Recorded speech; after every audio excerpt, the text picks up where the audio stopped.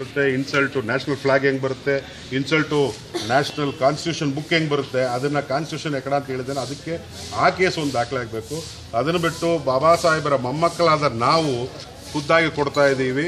Insult to the schedule caste person in public view ಅಂದರೆ ಬಾಬಾ ಸಾಹೇಬರನ್ನ ಅವಹೇಳನೆ ಹೇಳಿದ್ದಕ್ಕಾಗಿ atrocity act 1989 prevention of atrocity ಆ್ಯಕ್ಟಲ್ಲಿ ಅವನ್ನ ಸೆಕ್ಷನ್ 3(1)(10) ಇನ್ಸಲ್ಟ್ ಮಾಡಿದ್ದಕ್ಕೆ ಇಮಿಡಿಯೇಟ್ ಅರೆಸ್ಟ್ ಆಗಬೇಕು. ಇದು ಡೈರೆಕ್ಷನ್ ಇರೋದು ಯಾವುದು ದಲಿತರ ದೌರ್ಜನ್ಯ ಕಾಯ್ದೆ ಅಡಿಯಲ್ಲಿ ಡೈರೆಕ್ಷನ್ ಇರೋದು. ಈ ಕೇಸ್ ಕೊಟ್ಟಿದ ಮೇಲೆ ಆ ವ್ಯಕ್ತಿನ ಇಮಿಡಿಯೇಟ್ ಅರೆಸ್ಟ್ ಆಗಬೇಕು. ಯಾವುದೇ ಕಾರಣಕ್ಕೆ ಅವ್ನಿಗೆ ಆಂಟಿಸೆಪ್ಟಿಕ್ ಬೇಲು ಸಿಗಬಾರ್ದು. ಸುಪ್ರೀಂ ಕೋರ್ಟ್ ಡೈರೆಕ್ಷನ್ ಇದೆ. ಬೇಕಾದರೆ ನಾನು ಅದನ್ನು ನಿಮ್ಗೆ ಪ್ರತಿ ಕೊಡ್ತೀನಿ.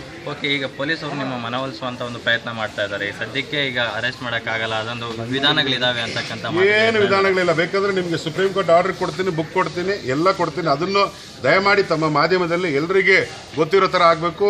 ಇಂಥ ಮಾತು ಈ ಭಾರತ ದೇಶದಲ್ಲಿ ಯಾರೇ ಒಬ್ಬರು ಬಾಬಾ ಸಾಹೇಬರಾಗಲಿ ದಲಿತರ ಮೇಲೆ ಮಾತಾಡಬಾರ್ದು, ಹೇಳಬಾರ್ದು ಅನ್ನೋದು ನಮ್ಮ ಒಂದು ಡಿಮ್ಯಾಂಡ್. ಈಗ ಪೊಲೀಸರಿಗೆ ನೀವು ಮನವಿ ಮಾಡ್ತಾ ಇದ್ದೀರಾ ಕೂಡಲೇ ಅರೆಸ್ಟ್ ಮಾಡಿ ಅಂತ. ಹೌದು. ಅವರ ಒಂದು ಪ್ರತಿಕ್ರಿಯೆ ಏನಾಗಿದೆ? ಅವ್ರು ಯಾರ ಜೊತೆ ಅಲ್ಲ, ಅವ್ರು ಅರೆಸ್ಟ್ ಮಾಡೋವರೆಗೂ ಜನ ಹೋಗಲ್ಲ, ಇನ್ನೂ ಬರ್ತಾನೆ ಇದ್ದಾರೆ.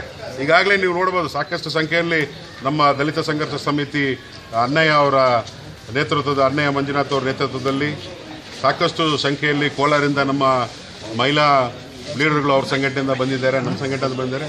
ನಾವು ಮಾಡ್ತಾ ಇದ್ದೀವಿ. ಓಕೆ ಮೇಡಮ್, ಹೇಳಿ ನೀವು. ಸರ್, ಮಹಿಳೆಯರಿಗೆ ಫಸ್ಟ್ ಆಫ್ ಆಲ್ ನನ್ನ ಹೆಸರು ಮಂಜುಳಾ ಅಂತ, ಸಂಘರ್ಷ ಸಮಿತಿ ಕರ್ನಾಟಕ ಕೋಲಾರ ಜಿಲ್ಲಾ.